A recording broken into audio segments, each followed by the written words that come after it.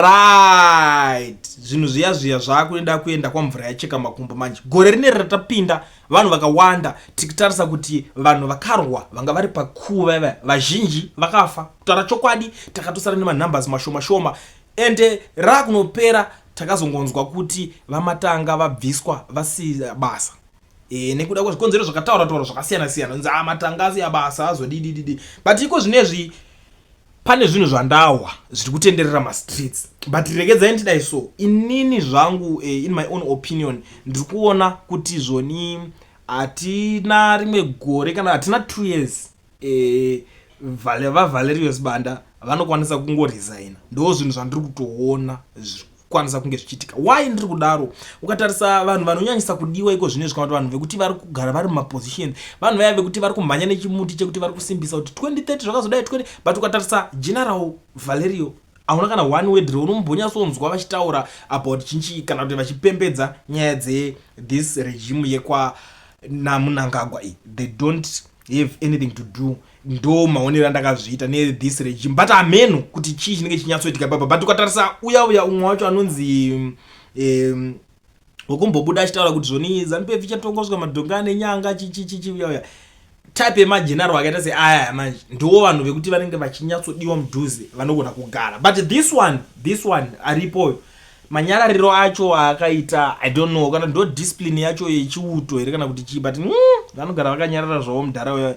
Saka machances ake anokwanisa kunge ari high kuti abude basa. But haisiro yega nyaya ndanayo panapa. George Charamba pane yake iri kubuda panapa. Pari kunzi the reason why George is going is that those he works with, you've realized that he is a spent force who now majors in not only attacking Zimbabweans on social media but also causing diplomatic rifts by attacking foreign dignitaries and heads of state of other countries. Saka kuti haisi nyaya yega yekuti zvamashandira anoita kuti alright anongo tingati in other ways tongoti chiko munhu ari easy kungotora masaidi chikala kuti mazuva ekwana Mugabe akangori kana aingoshanda ari koko akazongori akasara akazembera ne this regime yekwana Mnangagwa ukuzona akanozembera ne team lakosi. Saka iko zvinezvi kune imwe faction iriko haisisiri secret team chiwenga team jinchi yevanombobuda vachiramba pajegerere kuti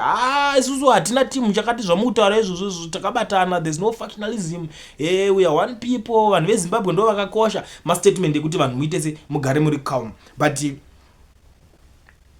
chiri kunzi manje Charamba chimwe chinhu chichamudzingisa ndechekuti iye pachake munhu wekuti ari kutokonzeresa futi mamwe maproblems even pateam irori riripo racho akanyongorana nemamwe mapresident dzimwe nyika atichataura duno mazita, but ndo unhu hwake. And anongoswera, ini chandoona chimwe chanoswera achiita anongoswera ari pasocial media achingozhinya zvacho zvinodzikisa wakavalue malevels ekumapresidential office. Unonzi spokesperson anongozhinya achitaura zvinhu zvisina nebasa rese dununu chinchi tenga solar dununu ita kuti all those things. Saka varinoti ameno kuti tingati imbanje chi zvinyatsonzwisisika because hakuna anenge akamona akachiputa. Asi vanhu ndo zvimwe zvinhu zviri kunoona kuti vari kungomudhauto nenyaya yekusazogerwa musoro ameno zvaanenge achifunga kuti chii chiri panapa. So ndiri papo ndine imwe chiri kutopinda iko zvinezvi. Pari kunzi Mozambique's Constitutional Council, the court handling constitutional disputes, has validated Frelimo as winner of October 9 elections. Daniel Chapo announced as new president. Opposition rival Venancio Mondlane calls of national shutdown starting Friday. Uyu Valencio manje wekumozambique ari kutodedzera kuti ari kutoda kuti vanhu vatomborova mashutdown yacho yoka patombo vanhu vapengereke zvesvondo rese kana kuti week rese, I mean kana kuti tingati 5 days vanhu vachijamuka. Ndo situation iri kuitika kana kuti situation iripo paMozambique. Muri yeZimbabwe ndo nyaya dzizhinji dziri kuitika dzandangondiwe nadzo ndakabatanidza ndisati ndabuda. Ndine audio zvekare yandinoda kuti ndikusiyire. Zvinongoda kufunga zvinhu zveZANU-PF, zvoda kufunga zvinhu zveZimbabwe. Izvino vamwe hadhi vanoenda kuIndia kunorapwa, zvipatara zvirimo wani muno. Kana zvinhu zvakamira zvakanaka muZimbabwe, ngavaende kuMupile vanorapwa, ngavaende kuPare Unyatwa kana paGomwa. Isusu tinomanikidzwa kuenda kuGomwa ikoko endai murapwa kuchipatara ivo vachienda kunze. Zvinongoratidza chete kuti kusarongeka kwevanhu vakuru, kusarongeka kwana musoro bhangu kwekutambisa mari kuenda kunorapisa munhu kungerekere kuindia uko, ivo vachifamba vachiudza vanhu kuti zvinhu zvakanaka muchipatara. Saka isisi mapenzi ka torapwa hedu mulocal muchitambisa mari yenyika. Kunotambisa mari ndokunonzi kutambisa mari kwese kuko. Ndiye zvinokatarisa kuti pamwezi vanenge atohairwa private jet kumhanywa yechimbi chimbi. Kana munhu uchingoona wakungorwara wachembera kusvika pa enda unogara kumba uone vazukuru uchipepwa pepwa uri pamba, kwete kuramba muchingonokora mari muhurumende muchitambisa mari muchiendesa vanhu kunorapwa kunze. That's a waste of time and a waste of money. Just imagine kuti vainda vanhu vaviri ende haindi ega, vanenge iri delegation zvakajairwa neZANU-PF zvekuti hakufambi munhu 1, unofambwa nevanhu 20 kuchida kubatsirwa munhu 1. Kutambisa mari yenyika ndokunonzi kutambisa mari yenyika ikoko. Izvi zvino vhese iri kuti haina mari, yakaenda kupi mari yacho? Yakaindepi mari? Kana yaimbenge iripo yakapera, yakapedzwa nani? Chii chakaimprova muzesa for the past 20 years 10 years dzapfuura idzi? Hatina kwatiri kuenda senyika, hatina kana kwatakatira, takangofana nechimuremwa remwa chinongoti chiri kuenda mhepo ndokwandagara ndichienda. Hatina, takatokudzungaira chaiko chaiko kuvanhu vakuru. Asi vanhu vari kupedza mari. Kana vachienda kwavanoenda vachienda kuBulawayo vanoenda nemota 50 dzichifamba nepasi dzese dzakazara mapeturu. Izvi zvinoda basa rekutenga motikari dzakanaka. But havafungi kuti nyika haina magetsi. Kana votenga mota vana Rolls Royce dzinouya dzichifamba paimurodi musina kugadzirwa.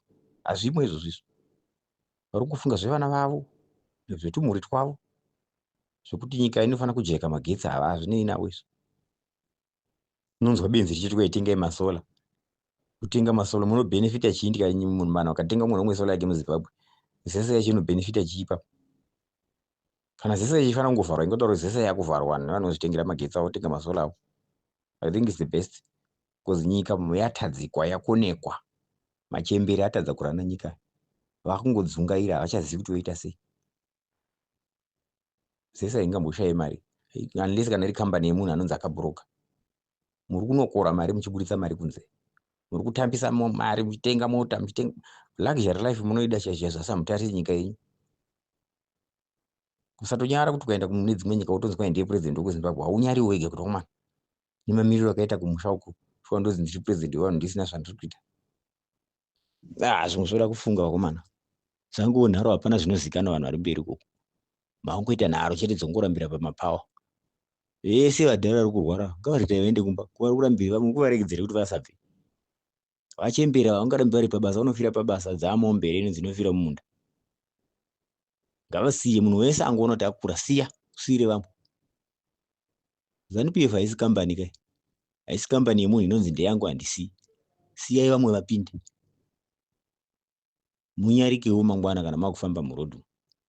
Kuti kuda kungoramba uchingoramba ndiripo zapa mberi nezanu pamberi nezanu. Vana muhadhi varwara vaya unongoona kuti pangosara musoro chete. Hapana kana utano pa. Ngavaende kunorwara vari kumba vachipuwa porridge kumba. Umwe munhu akasimba upinda pabasa. Basa rofambira mberi. Kwete kuramba munhu akaomerera pacheya, kuomerera pacheya kunge munhu akazorwa necheya uyo upresident. Zvimwe zvinhu munongokoniwa mega kuti muchida kuti kana vanhu vakutaura muzoti vanhu vari kutaurisa, muzoti vanhu vane pamuromo. Zvimwe zvacho fungai mega.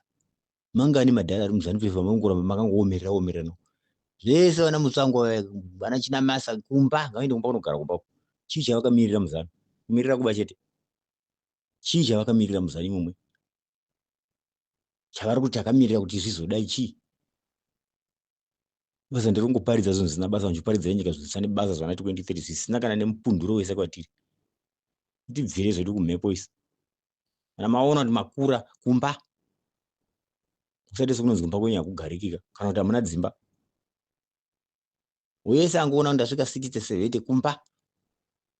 Iye mukuru wacho wemapurisa wamuri kubvisa, mamubvisire. Muchida kuisa hama yenyu ipapo. Mukatereka tinokore tiri tega, kumasoja muriko, kumapurisa muriko, kufinance muriko. Munombozvifungawo here kuti nyika iri kufunga kuti kuri nezvenyu? Aenda munyari wena. Hamunyari. ZANU PF vakuru vari mberi hamunyari zvamuchose, kushaya ganda kumeso.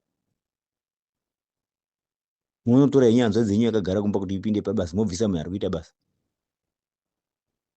Izvi makutaura zvaValerio kuti asiye basa. Moda kuisa umwe futi wenyu ipapa, pane akatagetwa ipapo pahama kuti tiise hama dzedu. Nyasi rimwe zuva gavari kudambura musungu, maisa hama dzenyu dziripo ipapo Mwari kana vangopinda hazvina kana basa zve. Dziripo hama dzenyu idzi munopamanya. Musatore nyika kuita kunge kakambani kenyu kakamba kachigayo kenyu kekuti munongoita oni pamada mugayo, hazviiti. Itai zvamuri kuita izvozvo izvo. Mboitai. Asi rimwe zuva muchazvitaura kuti taimbenge tiripo papa, taimbenge tiri mapurisa. Vana Chihure varipo izvozvo. Vaita kupenya murodhi vaita kunge ndovaikontorora nyika yese, but iye zvino aripi Chihure. Muchazvidemba. Siyai zvimwe zvinhu muchadiwa nevanhu, kwete kumirira kuzobva makusveveredzwa pamberi pevanhu. Makura kana matoo kuma 60 70 uku hamuchaiti 30 years muri ipapo, munonyepa. Munonyepa chaiko chaiko, hapana pamuri achasvika 30 years ari mupenyu, but munongo 2030 kumusha kwaaniko kunonzi ku 2030. Itai zvamuri kuita izvozvo.